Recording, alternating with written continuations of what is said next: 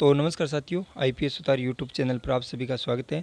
आज साथियों इस वीडियो के अंदर हम बात करने वाले हैं नगरपालिका सफाई कर्मचारी भर्ती के अंदर आपने कौन सा अनुभव प्रमाण पत्र लगाया है। साथियों सभी मेरे राजस्थान के जो साथी है जिन्होंने राजस्थान नगरपालिका सफाई कर्मचारी का फॉर्म भरा था, उनके सामने साथियों सबसे बड़ी दिक्कत यही आ रही है कि कौन सा अनुभव प्रमाण पत्र मान्य होगा। अब साथियों सारे मेरे भाई है वो कन्फ्यूज़ है कि कौन से अनुभव प्रमाण पत्र को प्राथमिकता मिलेगी और कौन सा मान्य होगा और कौन सा मान्य नहीं होगा। आज साथियों इस वीडियो के अंदर मैं पूरे अनुभव प्रमाण पत्र का एकदम आपको संपूर्ण जानकारी देने वाला हूं।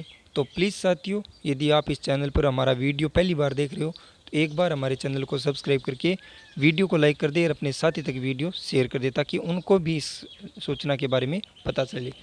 अब साथियों आज इस वीडियो के अंदर हम बात करने वाले हैं कि नगरपालिका सफाई कर्मचारी भर्ती 2023-24 के बारे में जो आपने अनुभव प्रमाण पत्र लगाया है वो कौन सा होना चाहिए। दूसरी बात साथियों, अनुभव प्रमाण पत्र को लेकर विद्यार्थी है परेशान, कौन सा मान्य होगा अनुभव प्रमाण पत्र, पीएफ कटा होना चाहिए या नहीं, बिना पीएफ वाला अनुभव प्रमाण पत्र मान्य होगा या नहीं, क्या घर का अनुभव, दुकान का अनुभव, किसी भी समाज द्वारा स्थापित संस्थान का अनुभव मान्य होगा या नहीं, प्राथमिकता किसको मिलेगी, कौन सा अनुभव प्रमाण पत्र प्रथम स्थान पर, द्वितीय स्थान पर और तृतीय स्थान पर रहेंगे।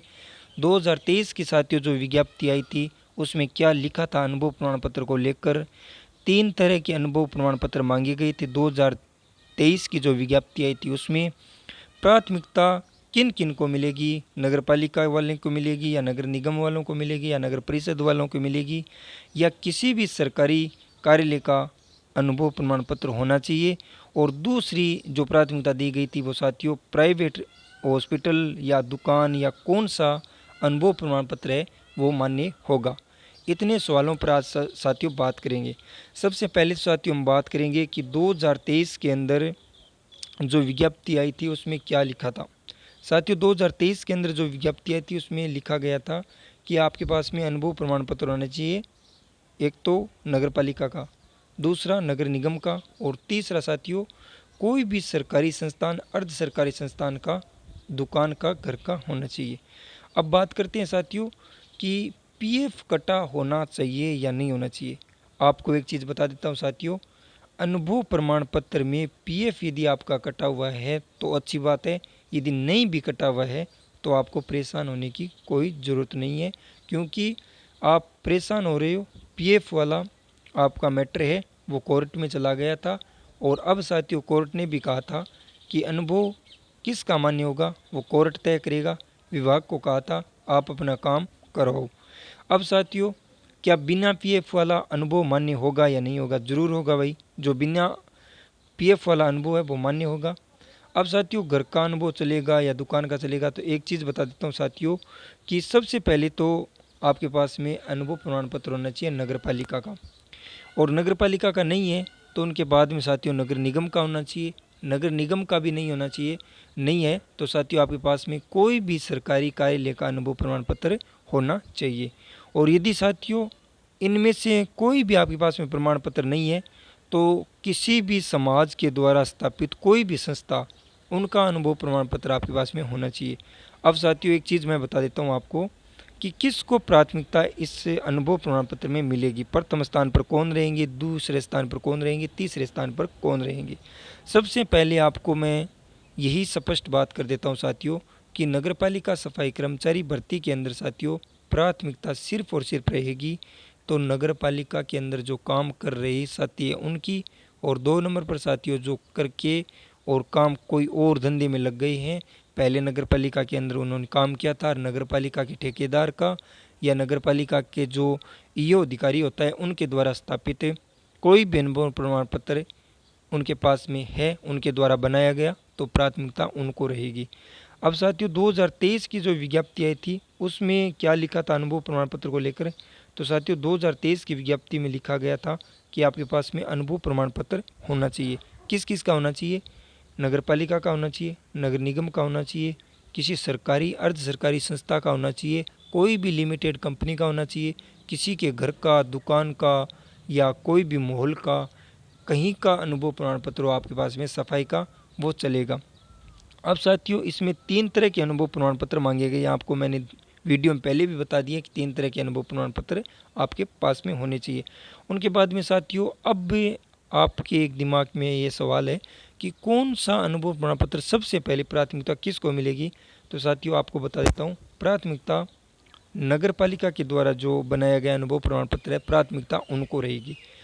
हाँ, दूसरी शर्त है कि जो नगर पालिका के द्वारा बनाए गए अनुभव प्रमाण पत्र पूरे राजस्थान के अंदर 5000 अनुभव प्रमाण पत्र वाले विद्यार्थी मिले हैं जिनका पीएफ कटा हुआ है, तो साथियों वो 5000 विद्यार्थी पहले सेलेक्ट होंगे।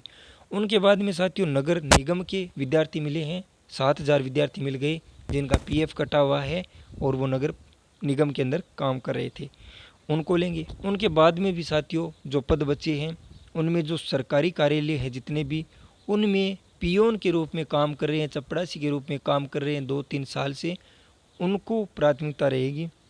और उनके बाद में साथियों यदि कोई पद बचता है तो उनके बाद साथियों कोई भी घर का, दुकान का या प्राइवेट सेक्टर का आपने अनुभव प्रमाण पत्र बनाया है तो आपको इसमें प्राथमिकता रहेगी। अब साथियों आप परेशान हो रहे हो कि हमारा इस हिसाब से तो नाम ही नहीं आएगा, हमारा तो फॉर्म ही रिजेक्ट होगा। तो साथियों एक चीज़ बता देता हूँ, कौन सा ऐसा अनुभव प्रमाण पत्र आपको नहीं लगाना था इस भर्ती के अंदर जिससे आपका फॉर्म रिजेक्ट हो जाए। साथियों कौन सा अनुभव प्रमाण पत्र है वो जिससे आपका फॉर्म रिजेक्ट हो सकता है।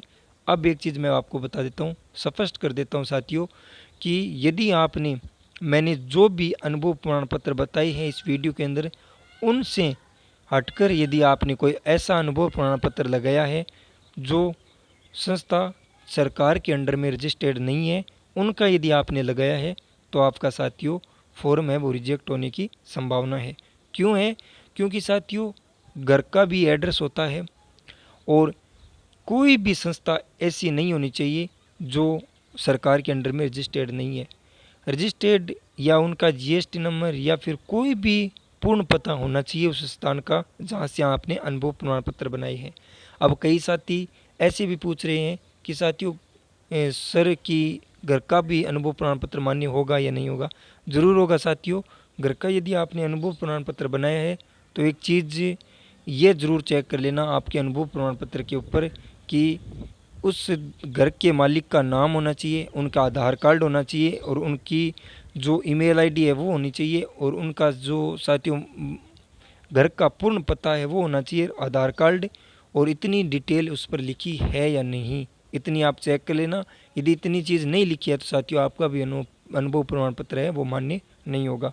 तो साथियों बहुत सारे साथी अनुभव प्रमाण पत्र को लेकर बहुत कंफ्यूज हैं। तो इस वीडियो के अंदर जितनी भी मैंने बात बताई है साथियों वो आप देख लेना। जितने भी अनुभव प्रमाण पत्र आपने लगाए हैं उनमें से यदि आपका है तो कोई भी अनुभव प्रमाण पत्र के अंदर दिक्कत नहीं आएगी। और यदि आपने कोई भी संस्था का लगा दिया है जो सरकार के अंडर में रजिस्टर्ड नहीं है और उनका अनुभव प्रमाण पत्र आपने लगा दिया तो वो आपका रिजेक्ट होने की पूरी संभावना है।